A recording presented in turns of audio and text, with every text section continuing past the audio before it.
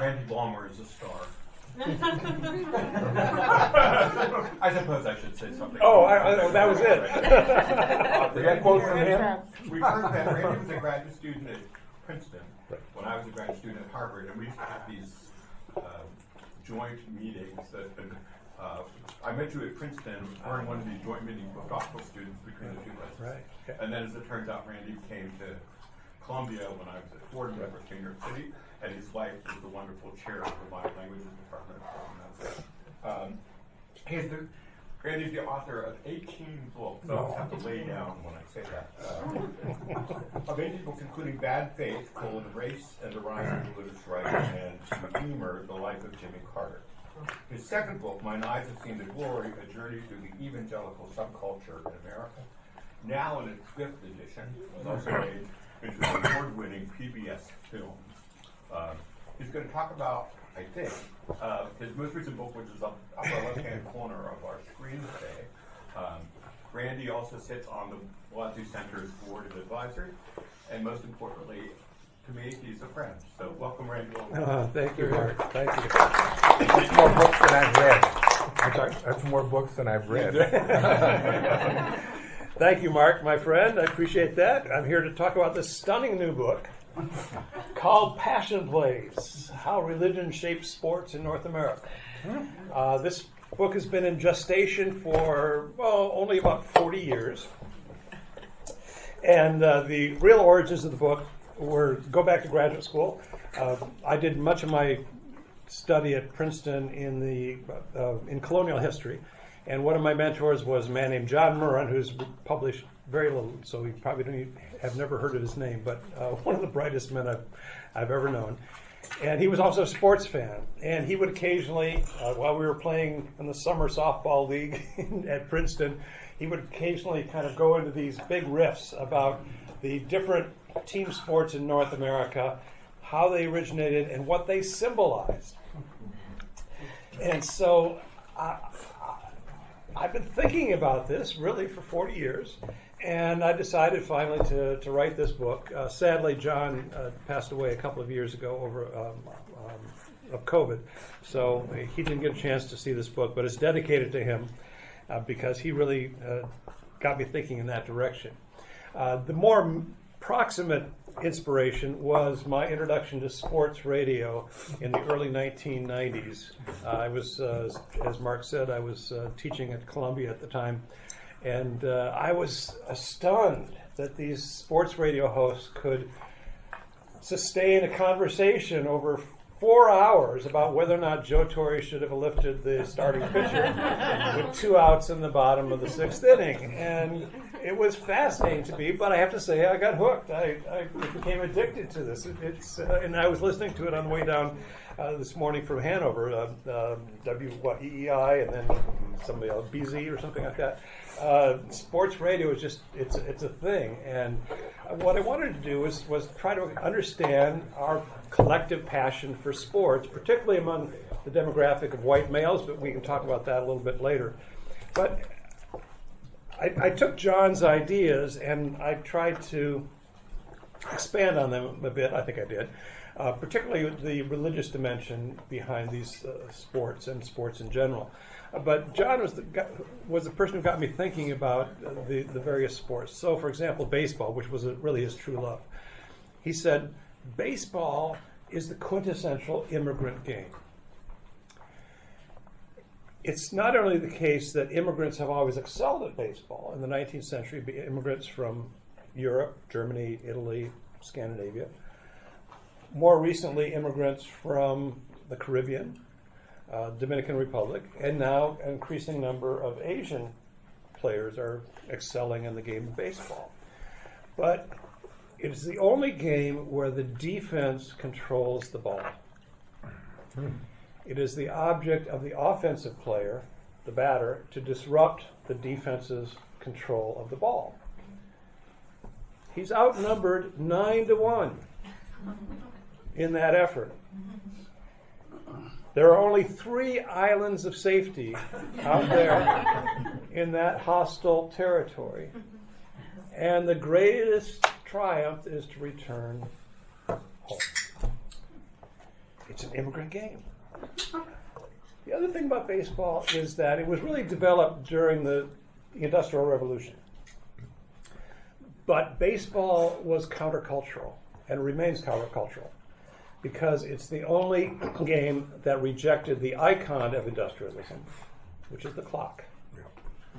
And if you think about the configuration of the baseball field, the base runner actually runs around the bases counterclockwise, as though he's trying to subvert the passage of time. And even the foundational myth behind the origins of baseball, the Cooperstown myth, which has Abner Doubleday sketching out the game in Cooperstown, New York, on a sunny summer afternoon, whereupon the players go and play the game in Elihu Finney's cow pasture shortly thereafter.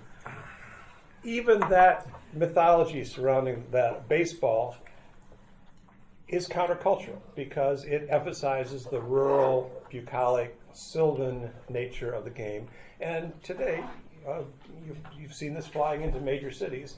You have these concrete canyons that define the city, but they're punctuated by little islands of green. And these, more often than not, are baseball fields where baseball exists. So it was that sort of thing that got me thinking, and that's what really is behind this book. So just to continue a little bit, football, I expect there are a few people interested in football around here. America's most popular game, which is probably no accident because of the violence. We are a violent society. Let's remember that. We are a violent society.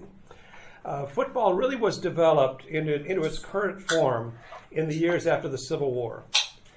And it was played originally by the sons, brothers, and nephews of Union Army officers in elite northeastern universities, such as the College of New Jersey, Princeton now, Rutgers University, Yale, later on Columbia, Harvard, get into the game, so to speak, as well. But football is a game of war, and in the course of writing the book, I came away with all sorts of language, the early games of football, using metaphors of war. And you think about the nature of the game itself, it has to do with the conquest and the defense of territory, which is what you have at Gettysburg or Antietam or any of the Civil War battlefields. And even with the introduction of the line of scrimmage by Walter Camp, who is considered the father of American football, he preferred the line of scrimmage to the rugby scrum. And so he introduced, the scrum became the line of scrimmage, which replicated the way Civil War battles were waged. Even today, we have military metaphors referring to in reference to the game.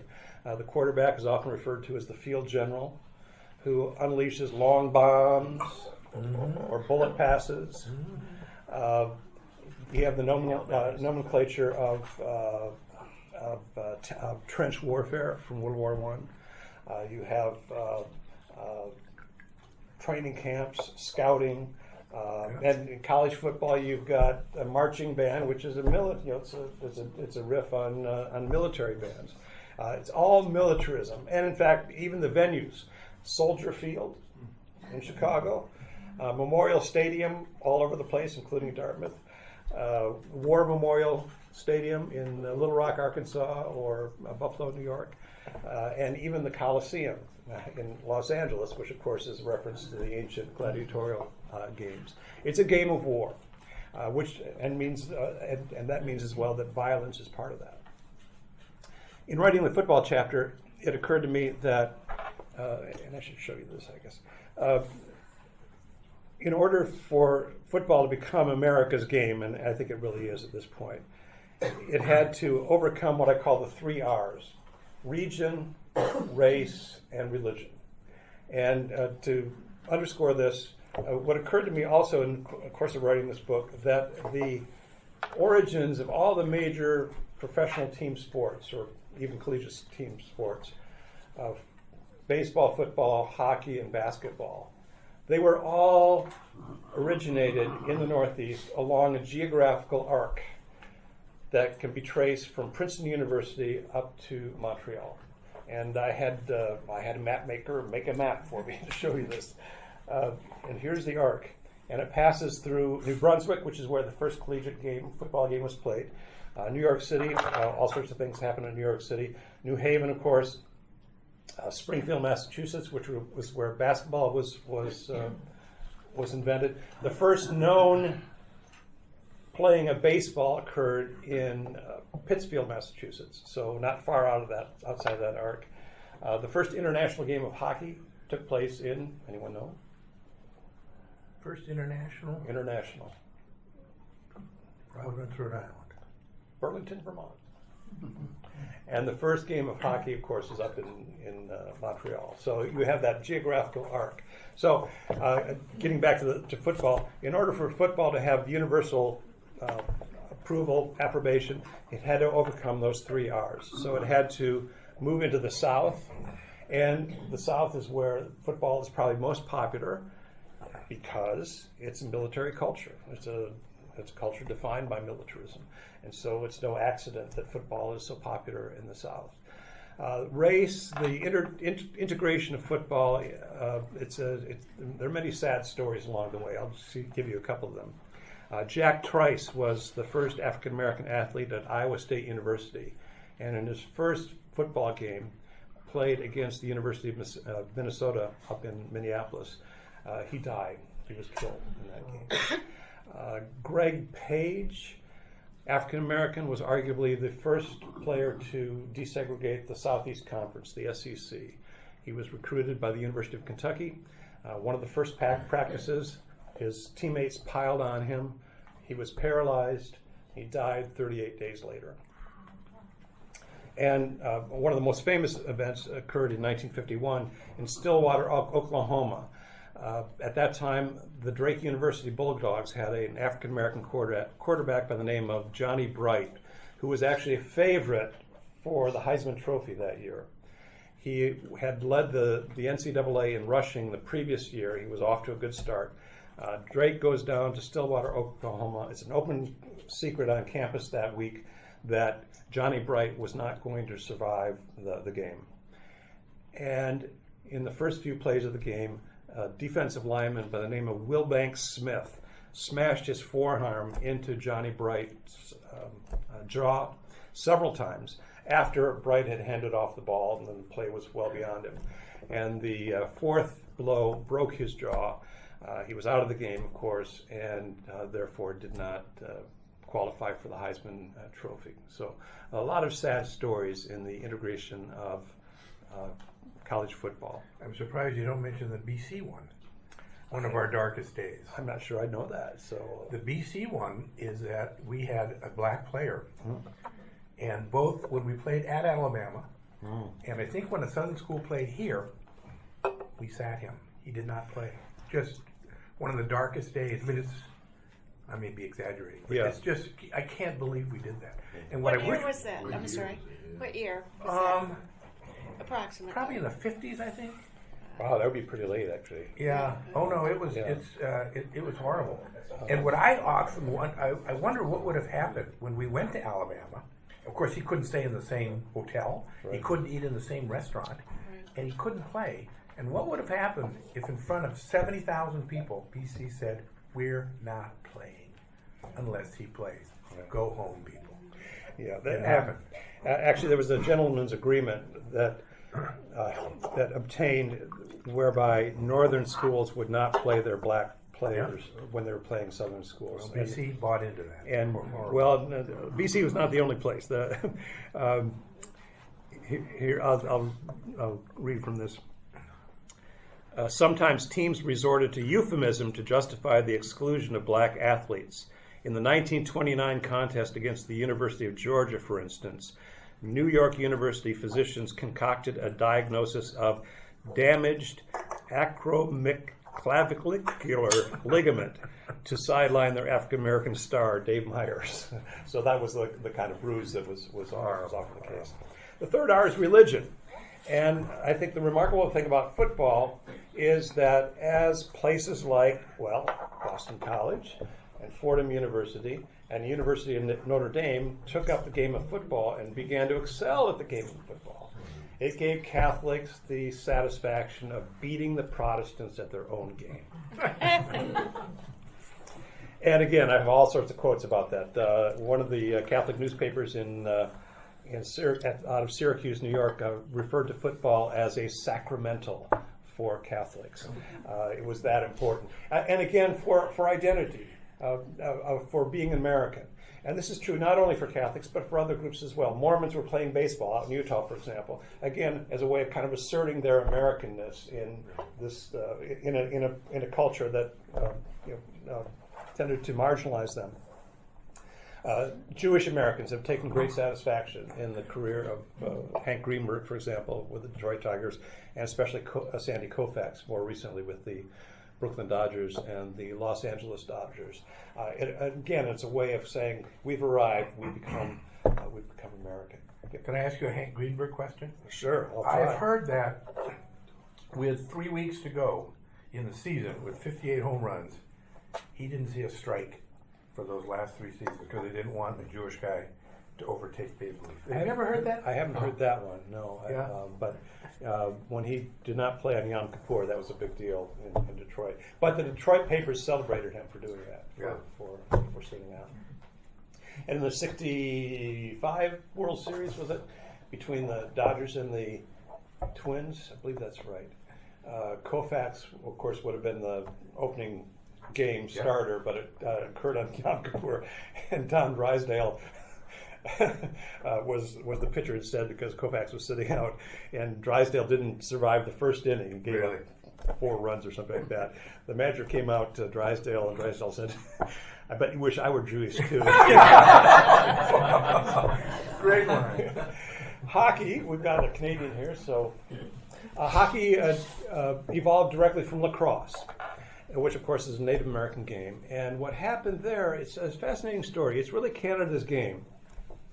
There was a dentist in Montreal by the name of George Beers, and he loved lacrosse. He loved watching Native Americans play the lacrosse. And he, according to him, he would go outside the city and watch Native Americans play this. It was really a mob game. That is, according to him, there were 1,000 players on each team. I'm sure that's an exaggeration, but it was just a kind of a free-for-all, no boundaries, no real rules, and so forth. And George Beers was a Presbyterian.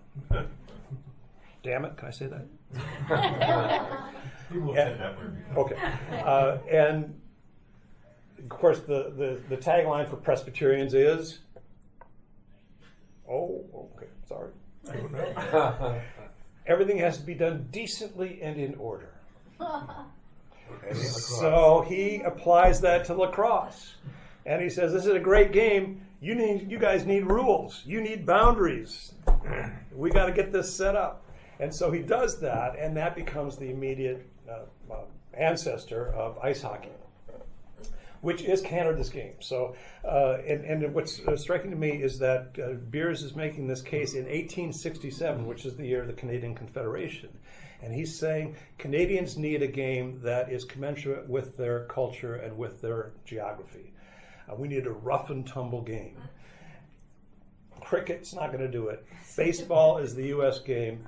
We need our own game. And in his judgment, it was lacrosse, which of course became hockey. Find out how much time do I have, Mark? As much as you want. It's dangerous to say.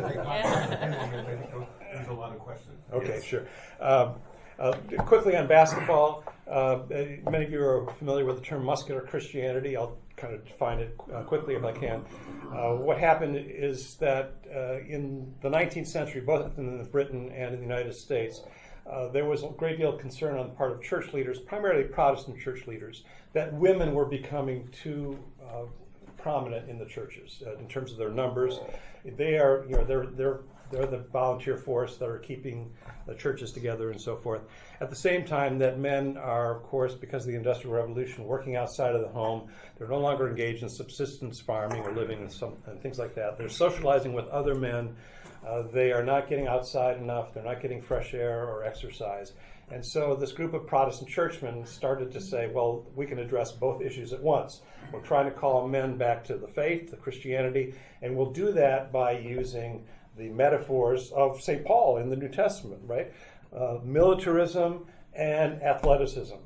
Putting on the full armor of God, fighting the good fight, running the race, finishing the course. All these are athletic metaphors, which I'm going to be preaching about next Sunday from the Second Timothy passage. And so this became known as muscular Christianity. And it took institutional form, probably most notably with the Young Men's Christian Association, the YMCA, that combined faith along with recreation and so forth. And that's picked up by other religious groups and movements. The Knights of Columbus pick it up as well. The CYO would be another example of muscular Christianity. And even the Young Men's Hebrew Association would be associated with that. Well, into that context of muscular Christianity, which, by the way, really does feed into all four of the major team sports. You have a young man who's grew up in rural Ontario, was educated at McGill University in Montreal, and then he goes down to study at the YMCA training school in Springfield, Massachusetts, known today as Springfield College. And his instructor at the training school is a man named Luther Gillick. He's the son of Congregationalist ministers to Hawaii. And he challenges this young student named James Naismith to come up with a game that would occupy young men between the baseball and the football seasons. And after trial and error, he finally comes up with the game of, we know today as basketball. He didn't have a name for it at the time, but it became known as basketball. And what's striking to me about basketball is that it was invented at the end of 1891, which is precisely the time that Americans are moving to the cities in huge, huge numbers. You have the influx of immigrants, certainly, but also other Americans are flocking to the cities. And I have numbers in the book. I don't remember the numbers, but it's really quite a striking migration to the cities. And what's striking to me about basketball is that it is, in many ways, the quintessential urban game, because the object is to maneuver within a very constricted space without impeding the progress of others. Much like walking down Fifth Avenue at lunchtime, or Times Square in the evening, or Michigan Avenue at rush hour. So it becomes the quintessential urban game. And of course, this is where it's played more often than other places. It's played on Indian reservations and so forth, but it's really an urban game. Naismith was also a Presbyterian. Of course, Presbyterians are Calvinists. You're going to have somebody talking about Ward is coming to talk about Calvinism. And John Calvin talked about life as a labyrinth of wanderings. And what we need, Calvin said, was boundaries and instruction. Of course, Calvin was never shy about providing those boundaries or those instructions. But so too with the basketball court. It's very clearly defined. It is a constricted space, very similar to the urban landscape. Finally, I had just some general observations, and I'm happy to take any questions you have. What occurred to me, in part from my experience with sports radio, is that I think the real passion in America over the last several decades, and I say that sadly as a person of faith, has shifted from the sanctuary to the stadium. This is where we're passionate. I have an example in the conclusion. A church out in Washington, outside of Seattle, Washington. This is an evangelical congregation. And typically on Sunday morning they meet at 10 o'clock, which is not unusual. The problem is that when the Seahawks were playing the Giants or the Patriots on the East Coast, 1 o'clock Eastern is 10 o'clock Pacific time. And what do? The pastor was very clear. We're going to cancel our Sunday morning service. We'll reschedule it to 5 o'clock on a Sunday afternoon. That way we're not competing with the Seahawks. And that story has been replicated hundreds, if not thousands of times in America. You look at the figures. I'm not much on polling data. I don't trust it altogether. But religious adherence has gone down over the last several decades in America. Sports passion and fanaticism has risen, I think, pretty much at the same time. I think particularly for the demographic of white males. And what I'm arguing in part is that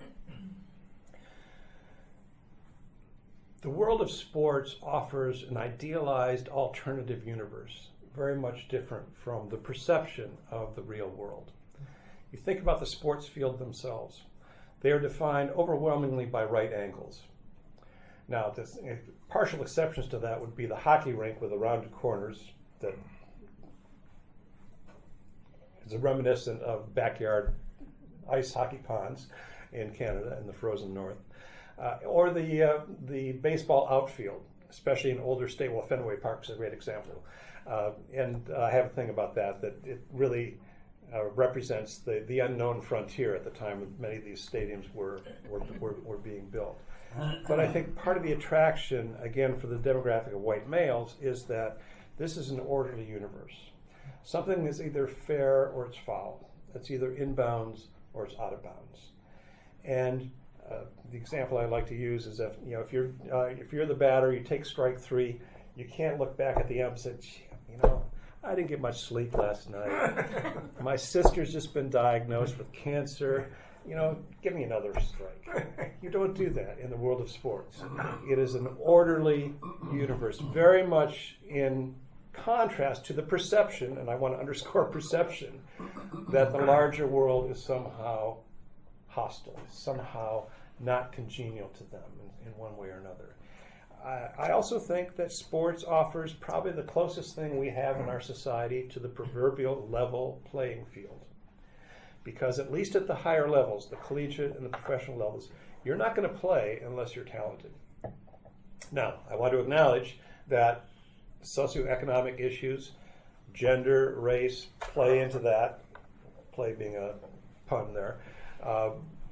But it's still the case that I think it's the closest thing we have in our society to a perfect meritocracy.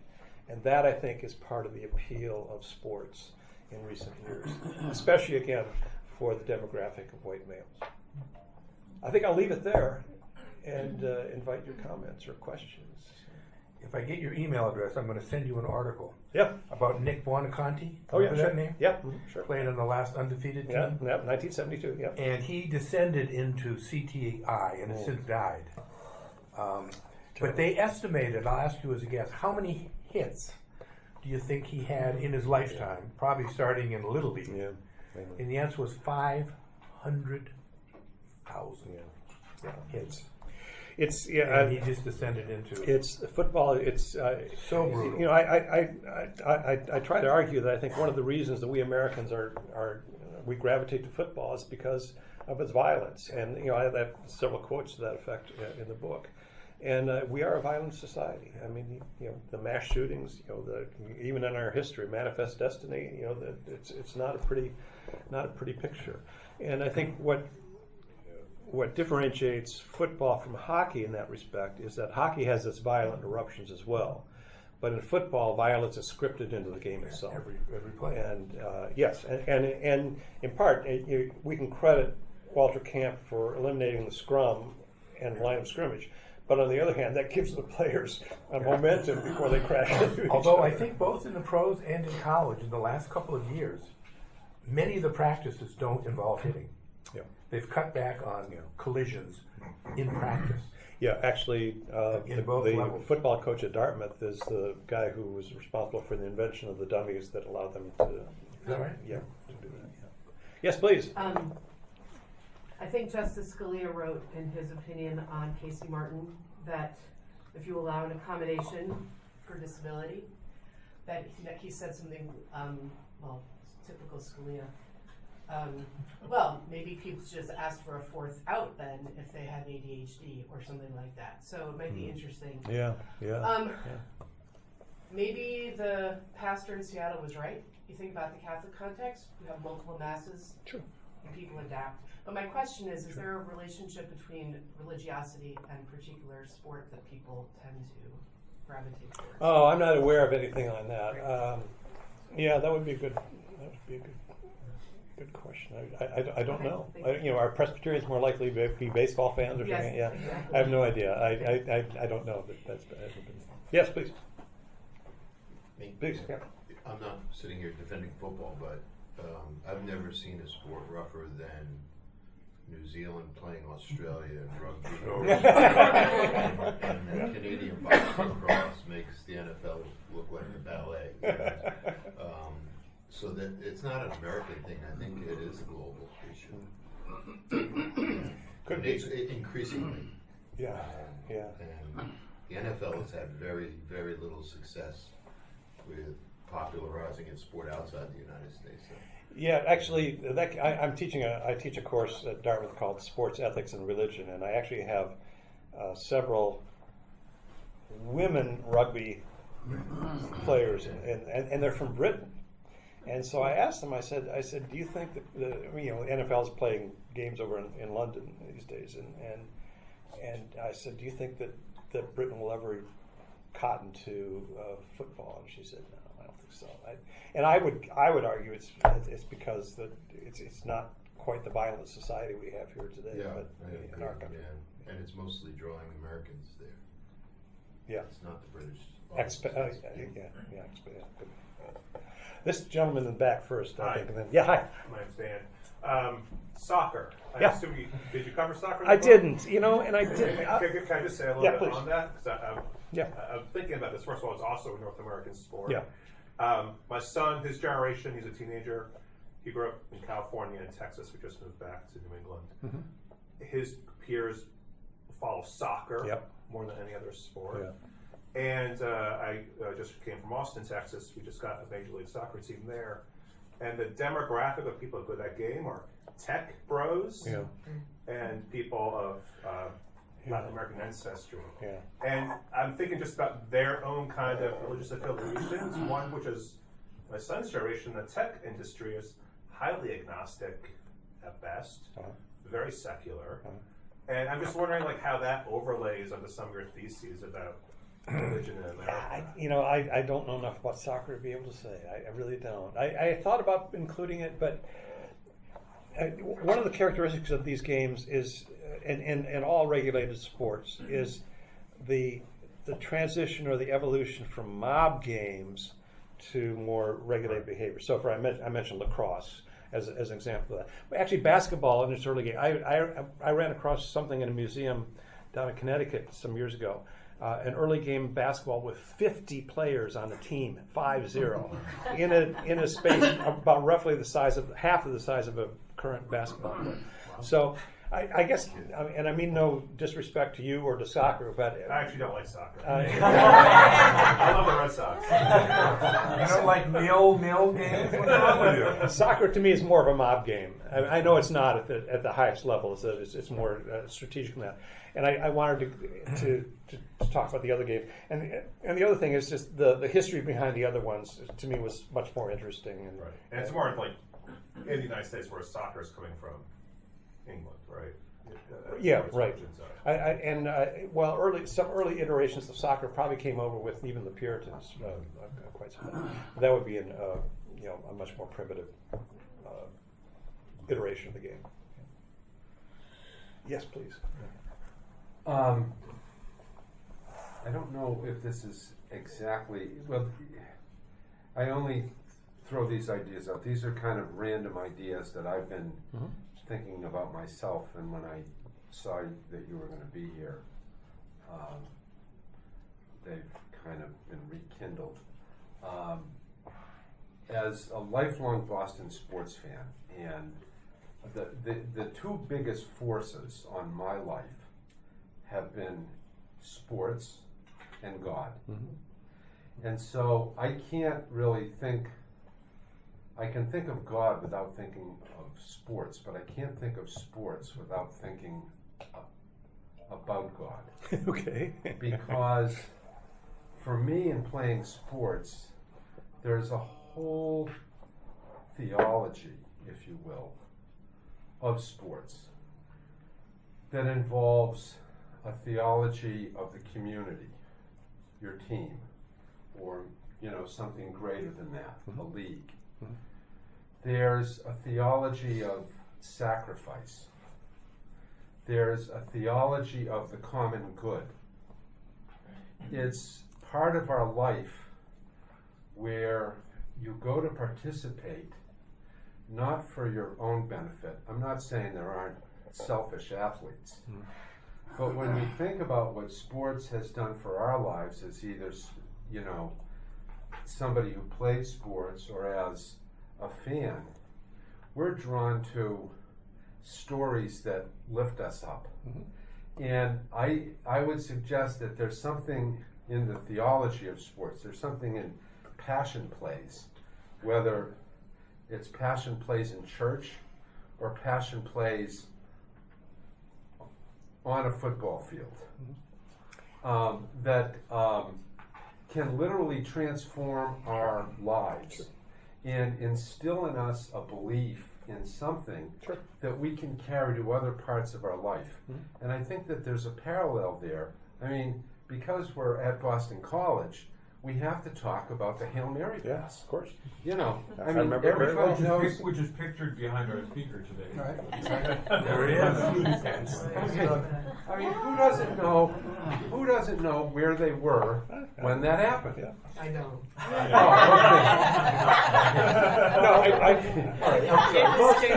A lot of us do. No, I think you're right. I mean, what you're talking about is these sort of transcendent moments, and I think you're absolutely right. I have that in church, or I have that in a religious context.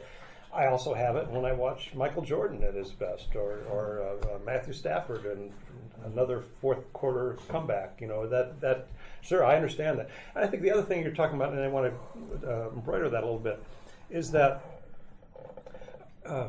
both sports and religion satisfy or address our need for community.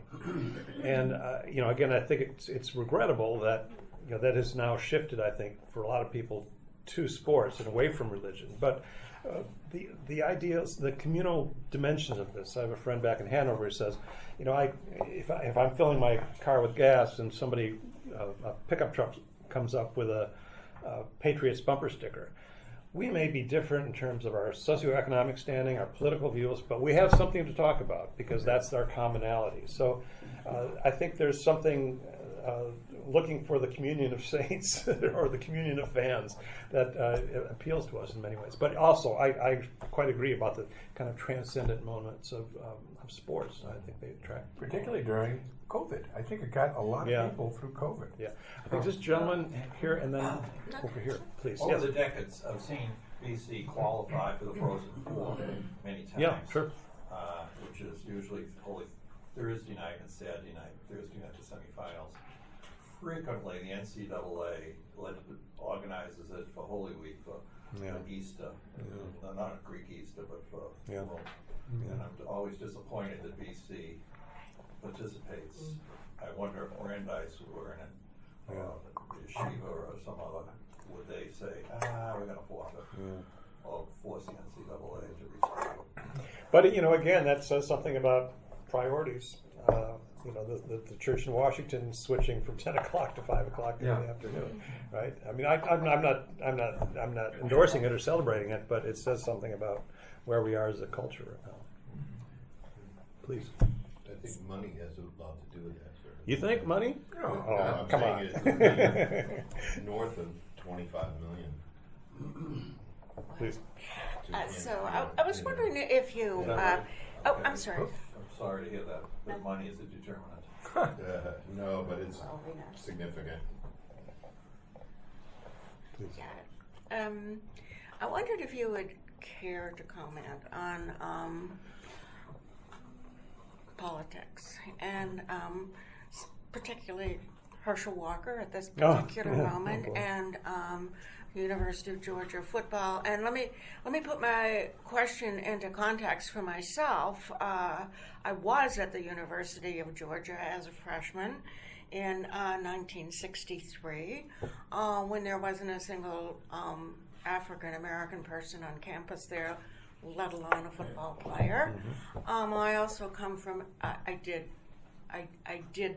transfer quickly to the University of Michigan, so that was kind of a culture shock. But I come from a long line of North Georgia Evangelicals, Southern Baptist Church. My father was raised in that church. Many of my relatives still live in North Georgia. We also come from a long line of Georgia Bulldogs. We loved Georgia and still do. But I don't know. You didn't mention much about politics, and I'm just so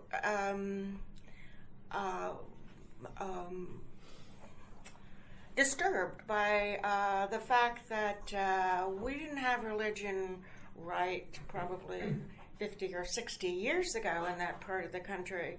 But now to think of people who honestly believe themselves to be strong Christians supporting someone like Herschel Walker just because he could throw a football. And it was great. I mean, it was wonderful. It was transformative. You know, we did think that it was, football next to God, but Very talented. not yeah. anymore. Yeah. Not anymore. Do you care to comment on that? Yeah, I'm not sure I want to venture into the politics here, but I think it is worth noting. And again, this is another evidence, perhaps, of our shift from faith to athletics.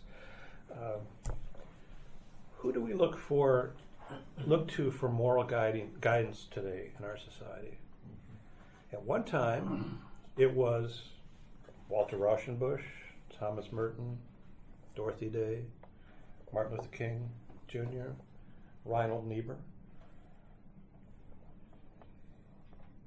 Colin Kaepernick. Dare I say LeBron James? I write about the what's now famous incident. Laura Ingraham, one of the Fox television personalities, castigating LeBron James and Kevin Durant, I think, was the other one, for speaking out on the Black Lives Matter thing and generally about police brutality. And her comment was, "Shut up and dribble." Right? Shut up and dribble.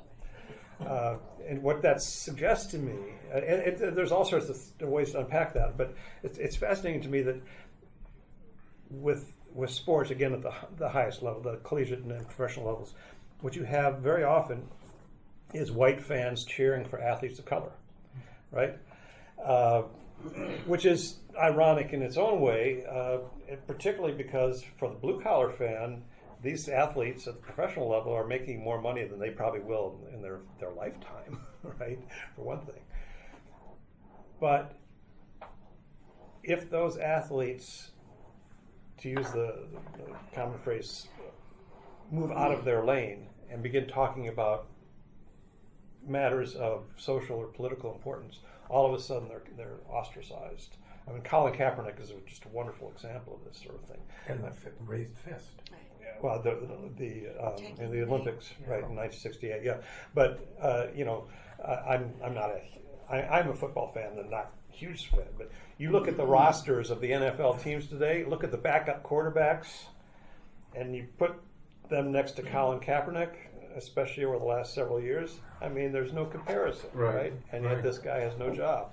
Right. So these are issues. The other example that I cite, and I love that example, the first chapter from Ralph Ellison's Invisible Man, where young African American boys are blindfolded, put into a boxing ring to pummel each other for the entertainment of these tuxedoed white spectators.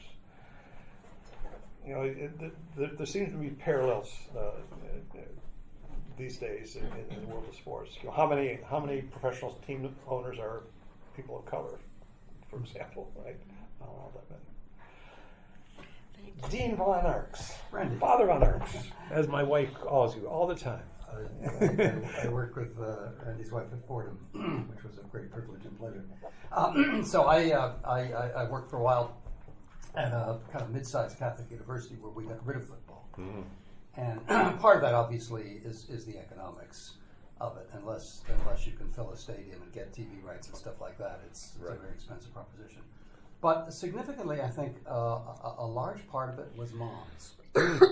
Mothers who do not want their sons playing football. Violence. And so it's part of the reason why, for example, John was talking about soccer.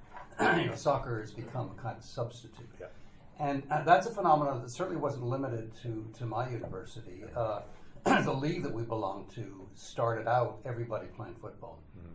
And now nobody does anymore. Nobody, really. And I would say it's characteristic, I would say, of mid-sized Catholic universities. I'm hard-pressed to think of a mid-sized Catholic university that still fields a football team. So it's a kind of interesting phenomenon. There are a lot of mothers now. I mean, Barack Obama made a famous statement about this. If he had a son, he would think twice about having him play football, and a lot of parents are feeling the same sort of way. And I think what happens is that at the lower levels they play soccer, right? But the problem is, I guess it's a problem. You don't see many African American players in professional soccer. Yeah. At a certain age, they go into football. Or to tell you the truth, in college level soccer either, it's mostly Right. white guys. Yeah. Except for people from the Caribbean. Yeah. Right. Yes. Hello. Hi. Thank you so much for your talk. This was super interesting. I learned quite a bit. It was interesting what you said about the priest in Seattle who would switch the time of the mass. When both of my children went to, well, I call it CCD, they call it Catholic Faith Formation, the religious classes, leading in the Catholic school, Catholic Church for receiving sacraments.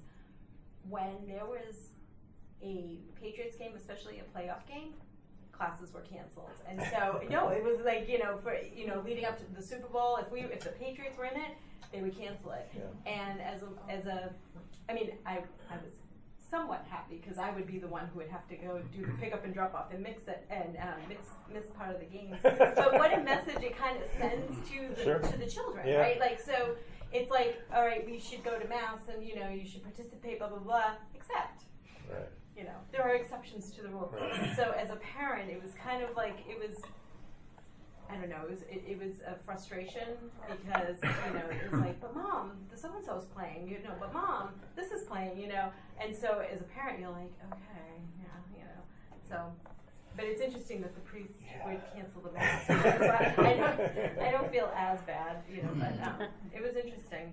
Yeah. Well, it tells you where we're. Yes, please. What happens here?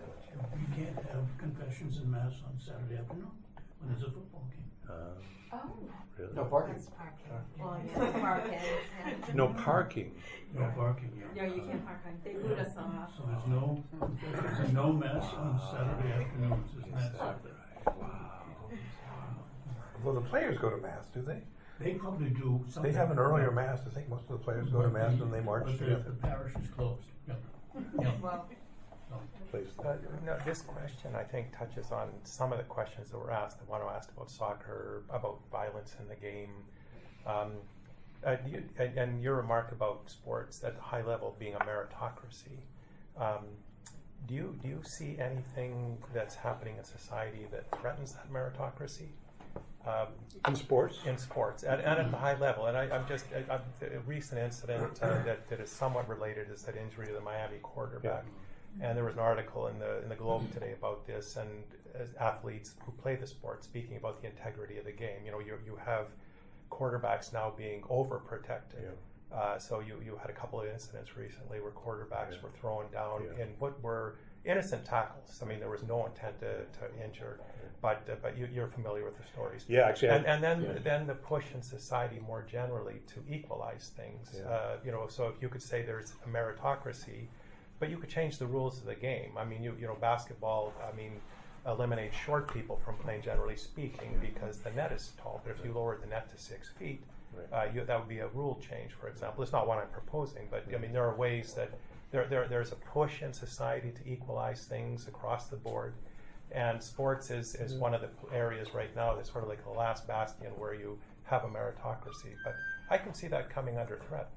Could be, could be. I in my course on sports and religion, I occasionally do these little vignettes, what I call fair or foul, where I something happens in the world of sports. And I did the Tom Brady roughing the passer thing in class yesterday, and that generated quite a bit of conversation. And actually, I was noticing in the sports radio coming down from Hanover today that was a topic conversation. Do you live stream your classes? I'm sorry? Do you live stream your classes? No. Just asking, because it sounds like it would be fun. It's a fun course. It is. Yeah. I think Mark had a question then. Now, I have a question about why Catholics have better hoop genes than other people. Hoop? Hoop genes, yeah. There's about 320 Catholic universities, self-described, Catholic and Catholic universities and colleges. There's about 4,000 universities and colleges in the United States. So Catholic institutions make up less than 10%. Yeah. Closer to 6% of the overall. Why is it in the Sweet 16 and in the final things that a third of all those institutions are Catholic institutions? Gonzaga, So like, Our Ladies, that school in South Bend, Yeah. Providence College, there's certain St. Peter's, yeah. Gonzaga in Spokane. So what? Well, I'm wondering if it's, I don't know, I have an answer for that, but I wonder if it's the urban context for many of those schools, right? Well, and it's not as expensive. So yeah, right. Catholic schools could play basketball where they. That's it's right. difficult for them. That's right. But Father, can't the answer be prayer? One would like to think that, wouldn't one? I think no, but I'm deeply suspicious about. But it's a way of advertising, but it could be the clientele that comes to that, so that their names. I mean, Father Leahy and I are always arguing about this. I said, do we really want people to come to Boston College because the women's lacrosse team is the #1 in the United States? Is that a good reason for people to come to Boston College? Some would say yes, strongly yes. Sure. And I know, having grown up in the Midwest with the mystic athleticism of Notre Dame is the model, that every adolescent boy's dream in the Midwest is to go to Notre Dame. That does work. My question is, to what extent Catholic institutions are subverting themselves? Are what? Subverting themselves. They're with the emphasis on athletics? To attract a certain kind of... Well, I mean, it's not for me to provide any guidance, but again, I would say that this athletic success again is a way of assimilating and making yourself part of the culture. And I think Catholics probably don't need to do that any longer. I hope that's the case, but it's probably vestigial from that sort of stuff. Well, what I ask you is how many students come to Dartmouth attracted by its sports legacy? Oh, it's actually quite large. Dartmouth, of all the Ivy Leagues, has the highest percentage of athletes, and that's because the Ivy League insists that the sports teams be entirely populated. So it's a big question on campus. The current president, who he floated the idea of increasing the size of the student body, and of course the faculty reflexively said no, it's going to ruin this place. But the argument for it was that you would have a greater number of students, a greater percentage of students who were not athletes would be able to come to Dartmouth. So Dartmouth, it's a huge. Of course, some people say it's because there's so little else to do in Hanover. I'm sorry? Some people have said there's so little else to do in Hanover. Yeah, right. Well, that's true. We would say that at Princeton. I went there. We say that about Hanover. No, actually, I've asked a couple questions, so if there's other hands. Oh, okay. Yeah. What have you learned about religious identity through studying sports? Like what is attractive to people about religion? Or and I'm you're thinking about the movements, the sacramental to this game. I can't remember if that's the exact metaphor used. But was it ever really about faith? Was it always about culture and about masculinity? Because I'm hearing our conversation, it's mostly about professional men's sports and men's athletics. Mm-hmm. Hardly women have not factored into this at all. Yeah. And so is the fascination with sports really a sort of anti-feminist, pro-masculinist move? Yeah. I mean, I think you're going to make that argument. Yeah, Sure. I mean, I guess. Yeah. But what about identity? I guess about belonging, like tribal identities. What can religion learn from sports that would be helpful for religion? I don't know. No, I just want let me dwell on your original point. I think you're absolutely right, and that's I try to make the argument this is particularly attractive to white males because this is an alternate universe. women have certainly been important and are more and more involved in sports after Title IX. I mean, we just passed the 50th anniversary of Title IX, and it has really reshaped elite schools in particular, but schools everywhere because of women participating in athletics. But it is a male preserve, I think, in many ways. I compared, for example, the NBA with the WNBA. This is the only one of the 4 major team sports where you have a professional analog to the male team. And you look at the attendance, salaries. I mean, it's not even close. I mean, it's just again, I forgot what the numbers are, but the television revenues. Television audience, it's not even close. I think part of the attraction for men is that it is a masculinized universe, and they find that attractive. But is there in sports radio too? Who's calling into sports radio? It's all men. Yeah. Last question. I just have a quick comment, and it's to your point. The Catholic universities for men's basketball have really drawn and kept very good coaches, and I think that's the allure that brings them to the level. And I would cite Villanova's Jay Wright, and I think that kind of coach seeks a culture on the university that follows what he wants to do in basketball, and I think the same thing occurs in Gonzaga. At BC, our 2 best sports the best sport is women's lacrosse. Women's lacrosse is excellent. Women's lacrosse is our best team, followed by men's hockey. Yeah.